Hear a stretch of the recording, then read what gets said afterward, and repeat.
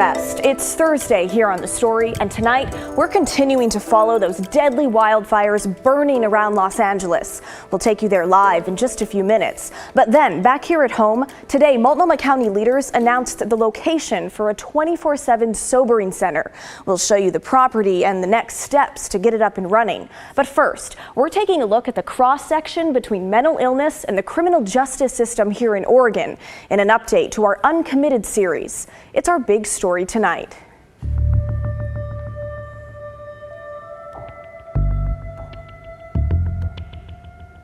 The state of Oregon could be punished for taking too long to admit mentally ill people in jail to the state psychiatric hospital.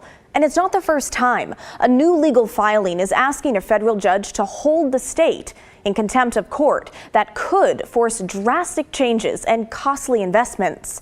Evan Watson explains the ripple effects rocking Oregon's already stressed mental health system.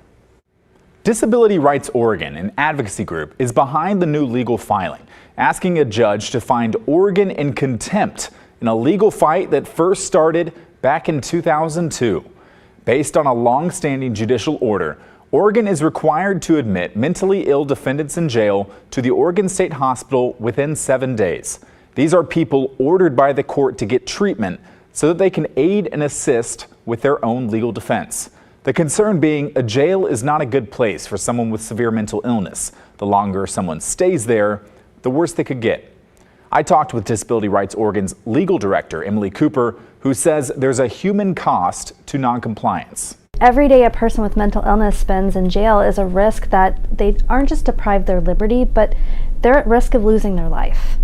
The past 2 years, we've lost 2 young men who are being held in jail for these services, and I was just talking with one of those mothers, and she wants her son's story and his loss to have made a difference in a system. In August of 2022, a federal judge issued an order that limited the amount of time defendants can stay at the Oregon State Hospital, forcing the hospital to release patients quicker and open up new spots. That order helped Oregon get in compliance with jail wait time requirements. Before then, people waited on average more than a month in jail before being transferred to the state hospital. After the order, as you can see with that line, average jail wait times dropped below the 7-day standard in 2023 and early 2024, according to the Oregon Health Authority data. But then Oregon had a couple months of high referrals, seen by the most recent part of that line and graph there. The state couldn't meet the demand, and wait times climbed back up to a current average of 27 days. To not only get in compliance, but to stay there, we've got to fully fund community behavioral health.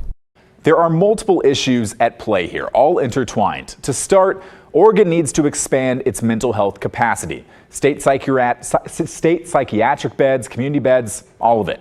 An OHA study confirmed that last year, calling for 3,700 new mental health and substance use beds to close existing gaps and meet future projections at the cost of hundreds of millions of dollars. Oregon lawmakers are considering a portion of that. Cooper says Disability Rights Oregon is asking a judge for sanctions to make sure the state invests in its mental health system. If the state can't find the money to pay for these services, one of the reasons our motion asks for contempt sanctions is they can be in the tens of thousands a day. We can get the money to potentially pay for the system, but it comes from contempt fines instead of being appropriated from the legislature. To force a hand. Force the hand.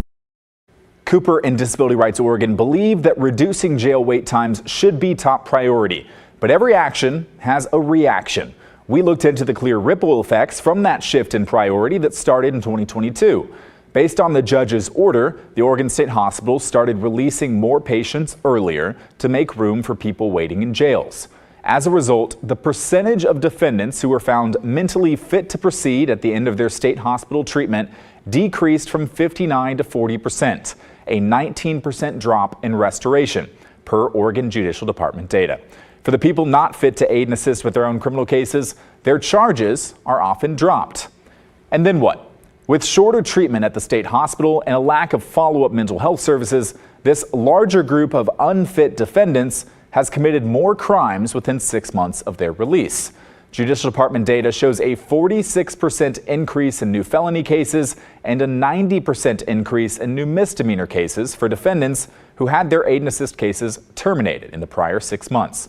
Through public records requests, we got the data showing hundreds of people facing new charges, including murder, burglary, assault, harassment, and many others. Remember, the trade-off for all of this was that mentally ill people wouldn't languish in jail for longer than a week. But as we've seen, even that didn't last long. Ultimately, we are back where we started on the jail wait times, with a system that's now a greater threat to the community and one that's worse at restoring people who really need care and treatment. Judges in charge of mental health courts in Oregon who see these cases year-round recognize this in a court filing in November. They cited the data, saying this is one of Oregon's most ignored crises. It needs to be a top priority, and there are serious consequences for everyone involved. Judge Nan Waller, one of those judges, previously talked with me about this, also pointing to substance use as a contributing challenge. That's not good for the individual. It's not good for community safety or just the community well-being, that we have people who are very mentally ill using controlled substances in a way that makes their behavior even more difficult, and we can't get them into the right level of placement. I asked Emily Cooper with Disability Rights Oregon about the ripple effects of getting jail wait times under the 7-day requirement. She said these effects are additional evidence that Oregon needs more places for community mental health restoration. She said she wasn't surprised by an uptick in crime without community care options. And lastly, as we've covered here on the story, the priority on aid and assist cases, the blue line, means that civil commitments are now nearly non-existent in Oregon, the green line. Civil commitments are when a person is forced into treatment because medical and judicial leaders view their mental illness as a threat to themselves or others. Without this option, the state effectively waits for someone with severe mental illness to commit a crime before mandating or forcing care. Based on current space, you need to deprioritize something else, and that would come to civil commitments as one of those things, right? Yeah, we're in this terrible triage. Who is going to be hurt the worst? So we need to prioritize. I would like us to get beyond this sort of emergency triaging where people can get services when they need it. Evan Watson joins me now. Evan, awesome reporting on such a complicated topic. I want to talk about what's next if a judge holds a state in contempt, because we know in 2018 a judge found the state of Washington in contempt for not providing mental health services to people in jail.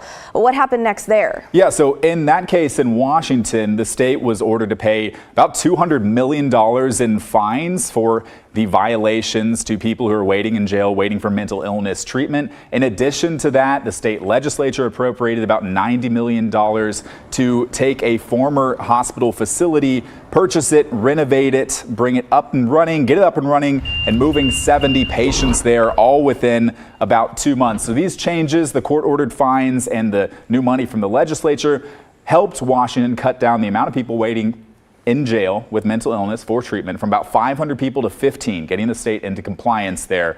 And it also allowed Washington to do some other things, such as less intensive care options and new treatment facilities for people who might not need the most restrictive type of care. All that to say a contempt order caused changes in Washington and forced investment for them to improve their mental health and criminal justice system. So it can be done. There's kind of an example there. It would be interesting to see if that's how this plays out in Oregon. Do you know when a judge is expected to rule on that filing? Yeah, the Disability Rights Oregon filing for contempt here in Oregon.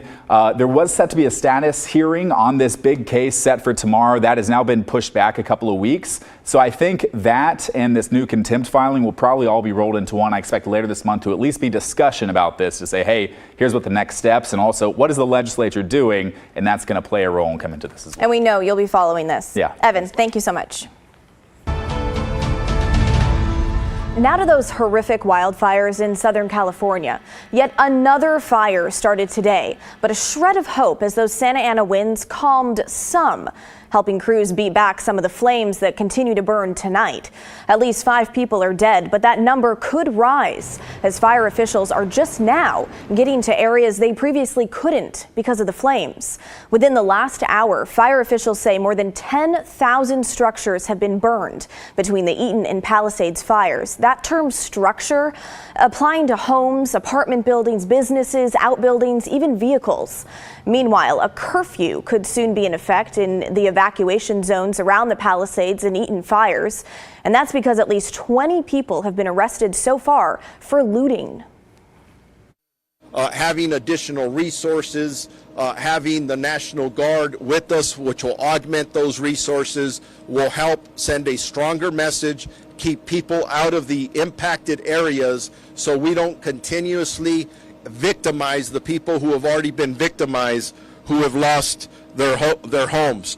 My gosh. Well, that curfew would last from 6 p.m. to 6 a.m., but has not yet been implemented. Meantime, President Biden and Vice President Harris spoke about the fires today, the president promising to send federal help. I'm also surging all federal resources possible to Southern California, including 400 additional federal firefighters, over 30 firefighting helicopters and planes, federally supplied, firefighting planes and helicopters, and 8 Department of Defense C-130s that are equipped to suppress wildfires. He also promised that the federal government would cover 100% of the cost for things like temporary shelter and first responder salaries for the next 180 days. At least 180,000 people have been forced from their homes, many uncertain what they'll find when they get to go back to their neighborhoods, as multiple fires continue to burn. We want to once again take you live to Southern California tonight. Jennifer Bjorklund joined us last night from Pacific Palisades community, and tonight she's live in Altadena. Jennifer, I gotta say, it looks a little calmer where you are tonight compared to where we saw you last time. Tell us, what have you seen so far? Yes. Absolutely, sure is. It is so much nicer here, just as a whole, with the winds dying down. I'm sure it's nice there too, but here is a totally different scenario. In Altadena, yes, it was decimated by fire. The fire cartwheeled through here and hit so many homes and businesses, but there are also homes that are untouched, and to such a point that it's this patchwork of neighborhoods, and these neighborhoods still are inhabited and inhabitable. People have been walking by, taking pictures, hugging each other, looking through their homes that are ruined, and also marveling that their homes are still here. So it's a really different scene because it's not completely locked down as the homes in Pacific Palisades have been. Now, they have been letting people in to the Palisades to get medications with very strict, ID. You have to have your prescription. You're escorted in. You come right back out. No lingering, no loitering. But a few people are getting in there, and a few people are coming out amazed that their homes are still standing because it has just looked so bad from the drone shots from the air and from the shots on the ground. It looks like there's nothing still standing, but there are some homes and a few businesses that have survived in Pacific Palisades. So that's another little silver lining for some people in those neighborhoods as well. And I'm looking behind you. You looks like you're standing in front of a home that's been destroyed. Have you talked with anyone who returned to find their home burned down? Yes, we have. In fact, earlier this afternoon, this morning, when we first arrived, there was a small group of people kind of wandering along, and you could tell that they were really shaken up, and they had just seen their home for the first time that was absolutely rubble. And one of the people who talked to me, she came over and she said, "Well, I'm looking for my mother-in-law's ashes." Oh, wow. In this burned out rubble of a home. And it really, she said, I have my family, I have my husband, I have my girls here. This was our first home we bought. This was the American dream, and it's just so hard to let go of all that, even though she has her loved ones and the most important things that you can't replace. There are a few things that also you can't replace, like her mother-in-law's ashes and some of her jewelry that she'd kept. And a few mementos that she just didn't have time to grab before they took off. And those are hard things to watch happen to people. But just the idea that they're just things and you can bring your own spirit back into a place and make it your home again is something that they'll figure out over time. But right now it's just very painful. Yeah, just devastating. I can't even imagine. Well, thank you, Jennifer. We hope you and your crew stay safe out there. Well, KGW is teaming up with the American Red Cross to support wildfire victims in Southern California. And you can donate by scanning the QR code right there on your screen or visit kgw.com. You can also donate at any U.S. bank branch. Your donation will help the Red Cross shelter and feed evacuees and reunite loved ones who are separated by the fires. Well, coming up next on The Story, plans for a 24-hour sobering center here in Multnomah County took a step forward today, with the county finding a building that they say matches the requirements they've been looking for, what part of town it's in, and the hurdles still ahead before any kind of timeline is released. That's when The Story returns.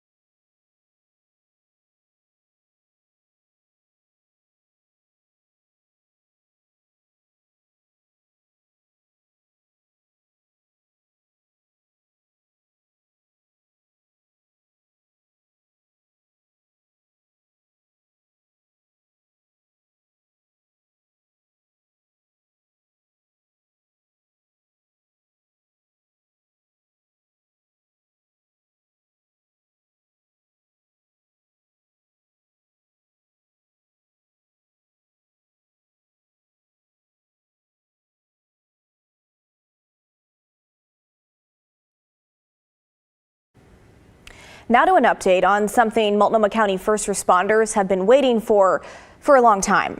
A 24/7 sobering center, a place where they can drop people off who are under the influence of drugs and alcohol. Today, county leaders announced that they are, quote, intent on purchasing this building. Take a look, there it is, in Portland's Central East Side, right across the street from Goodwill on Southeast Grand Avenue. When I was there just a few hours ago, I saw parts of the building empty with for lease signs, one advertising it as a dance and music studio, much different than a sobering center. And a granite and marble company was working out of the other half of the building when we were there today. But it apparently checks the county's boxes, among them a central location, no schools nearby, and 2 or more entrances for drop-offs. County officials don't have a timeline for when it could be turned into a sobering center, but they say it will have approximately 50 beds. I hear loud and clear about the need to expand our behavioral health continuum of care and open a permanent facility that meets the needs for so many of our neighbors. We all recognize that jail or emergency rooms are not appropriate resource allocation for these folks. And we also recognize that charging people for the behaviors that may be associated, the crimes associated with those behaviors, are not another effective way to change those behaviors. It also represents a tangible step forward in addressing a lack of sobering services and a severe shortage of withdrawal management or detox services in our county. This year, county officials will begin the process of finding a group to run the site. And county officials say they have already met with surrounding businesses and plan to hand out flyers flyers to neighbors, and hold a community meeting in March.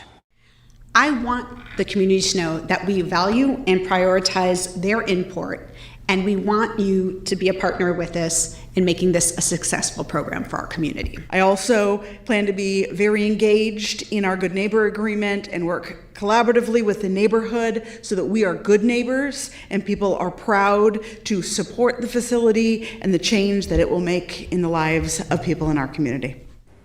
Now, this building on Grand Avenue, again, the one the county is intent on buying for its sobering center, is not far from the county's deflection center on Southeast Sandy Boulevard. 13 temporary sobering beds will be added to the deflection center this spring.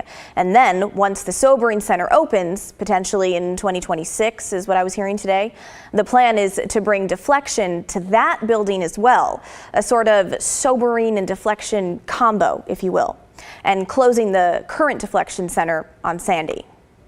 All right, coming up next, we'll take you to Wasco County and a roundtable there that's nothing like the committees and roundtables we're used to here in the Metro. It's a place of both nourishment and community, even when times are tough, like they were this summer with wildfires. We'll slow down and listen in when the story returns.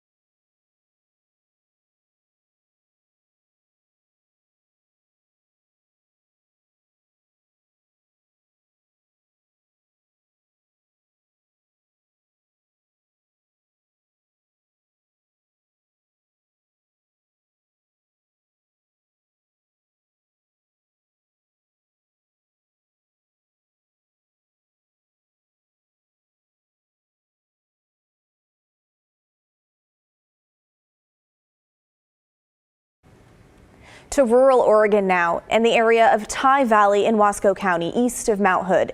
It's an area hit hard by wildfires this past summer. And during those tough times, there was sort of a beacon of community that remained, a gathering place with all kinds of personality. Thomas Schultz takes us there. In Tye Valley, if you wake at the crack of dawn, you must have slept in. Oh yeah. Because in the remote heart of Wasco County, early rising comes with the territory, especially at Molly B's, owned by Sandy C. This food is like grandma's cooking. We caught up with her right before Halloween, donning her headpiece for the season. As for the other decor, well, that's up year-round.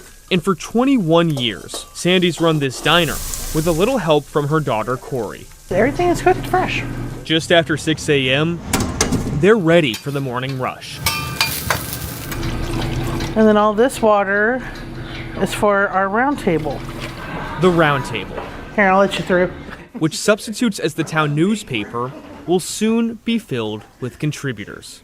Our mechanic Bill sits in that chair. Wait, you're the best, Sandy. Frank, when he comes in, he sits here. Yeah, good job the other day on that fire. Trading news of the day Robert's on our Ty Valley fire. and a helping hand. All just as routine-oriented as the owners. The old has been coming here 22 plus years. It's a homey place for people. Yeah, right? Making it more than just a place for a cup of joe. Yeah. And so, yeah, if anybody needs to know something, they stop down here for coffee. They stopped down so much, they eventually brought their own mugs. That's kind of how it works. And before the mugs, there was another way to determine who's who. And that's where our names of the chairs come in. Chairs, marked with the names of customers who sat there every day for years. And we try to keep the chairs where the people sat the most. Really, it's about people. A tight-knit circle that's had a tough go of it. Like wildfires this summer, leading to evacuations. Though at Molly B's, Yes, they didn't budge. we had to feed the firefighters. And they didn't need to, but that's what they do. It's a way of life here. Everybody helping everybody. As long as I don't go broke. And when there was a risk of going broke, the Round Table stepped up. The community had to do something for Sandy because she was in trouble. During COVID, restaurants shuttered. Molly B's shut down. Though customers organized a community picnic, ensuring Sandy stayed afloat. You got through it. You look out for one another. You have to look out after one another. You want your egg sandwich? And at this diner, they figure out how to step up. There's been a lot of good deeds done starting here. Absolutely. Right here. Good deeds, which flow through here like coffee, keeping this community alive in an isolated corner of Wasco County. Sure don't find it in the big cities. In Ty Valley, Pancake and an egg. Thomas Schultz, That's it. KGW News. Well, that is the end of our show, folks. Thanks so much for watching. The good stuff is coming your way next. And I'll see you right back here tomorrow night at 6:30.